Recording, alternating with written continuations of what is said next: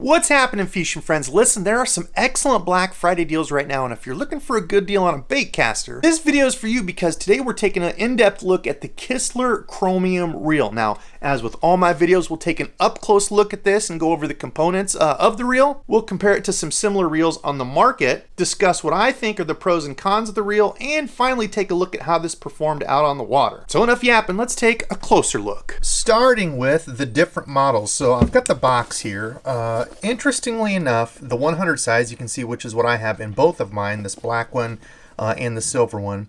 The 100 size only comes in the 7:3-to-1. The 200 size comes in a 5, 6, 7, and 8, and they do come in right and left-handed type. Now this 100 size comes in at 7.3 ounces and holds 100 yards of 12-pound line. The 200 size comes in at 7.5 ounces, and based on the website, it says that it has for medium to larger hands. So I think it has just a slightly larger frame to accommodate the slightly larger spool, because on the 200 size it does hold 120 yards of the 12-pound line. So with this 100 size though, there's a number of things that are interesting about it. It does come with, let me pop this side plate off, a couple ABEC 7 bearings. So already stock in it are some ceramic bearings here, the two that are going to be on the spool running the fastest here and here. It's nice that it comes with that. They are a little louder, so you will notice the first time you cast this, ceramic bearings are just a tad bit louder. They do include some oil in here for it if you need it. Otherwise, you can always get like some loose, or there's other like really high-speed bearing oils that are really thin that aren't going to impact the running or the freeness of the ceramic bearings.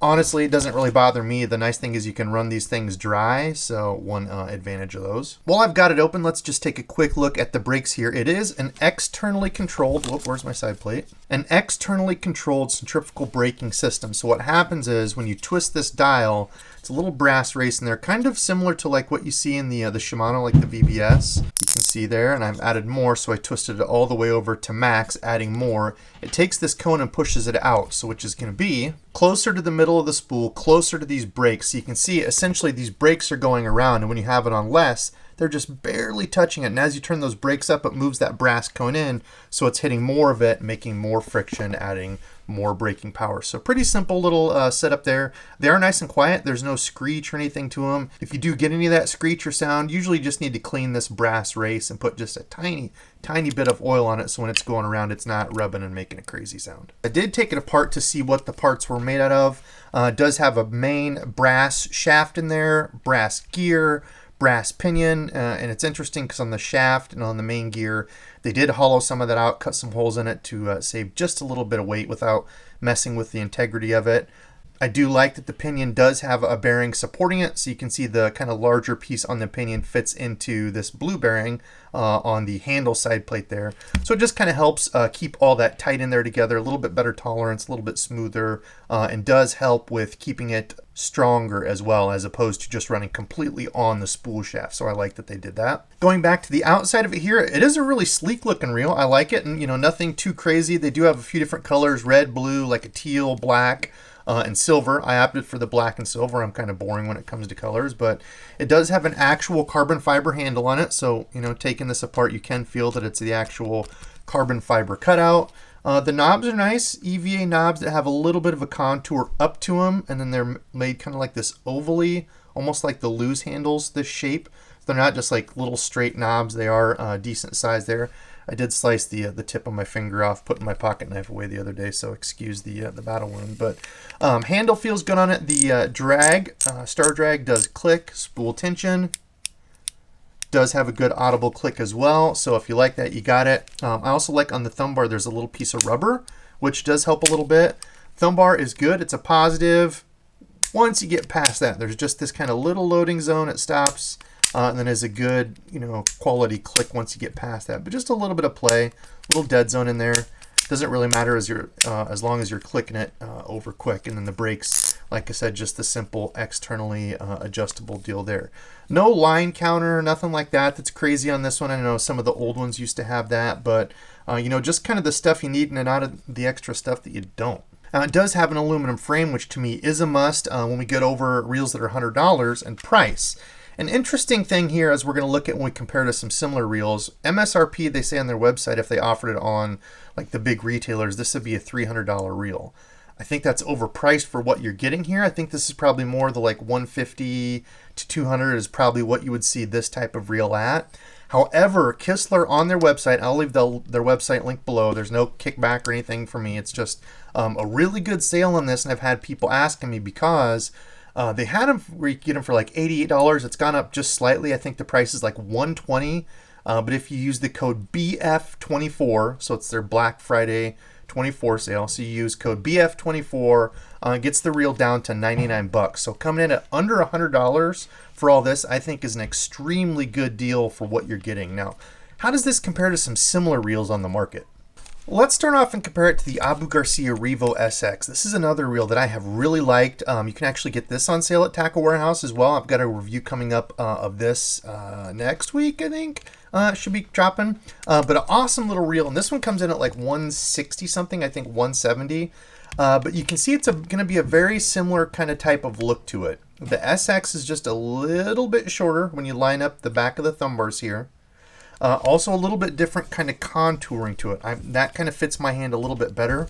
Finger placement is about the same. Length of it once you get this on a rod, like so. You can see that the Revo is just a little bit smaller, and you can feel that in hand. The Kistler is a little bit taller reel, so it's not the extremely lowest profile of reels that you're going to see out there.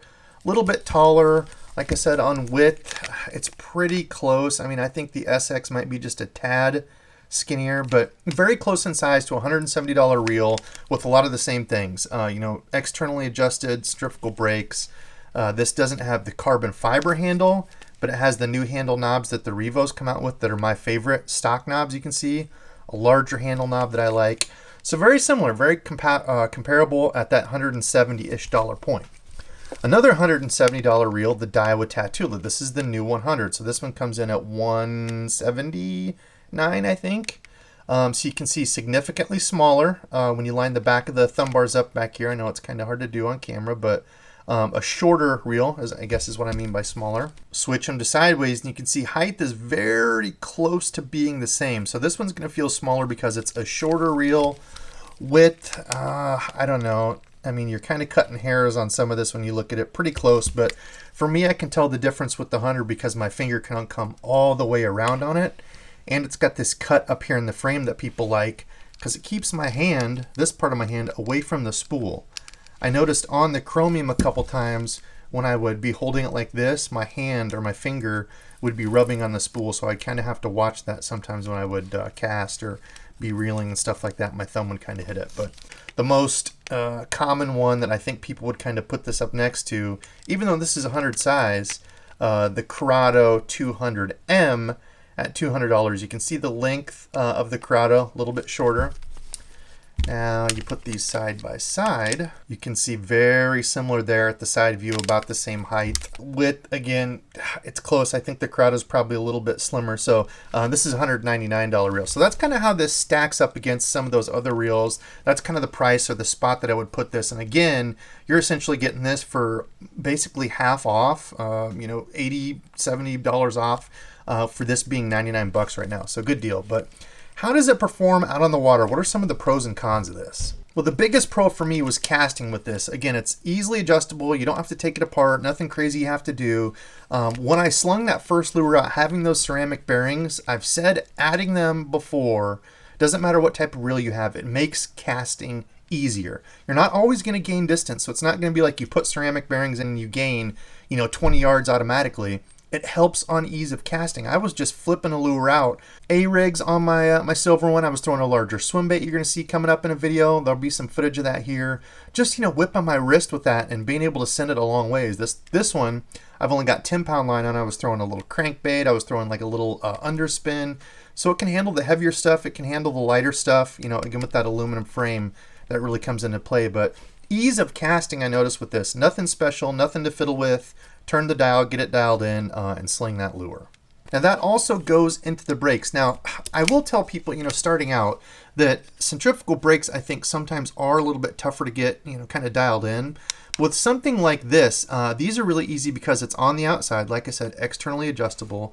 You're not turning on or off any of these. You're not locking stuff into place. You're not worrying about that. It's just the movement of this cone going closer or farther away from them. And I will say one thing that I tend to do on my reels that are centrifugal only, no magnets to them, I tend to keep my spool tension a little tighter than I would on magnetic brakes. So what that means is, and people ask me when I say the spool has no side-to-side play, I'm being quiet here so you can listen.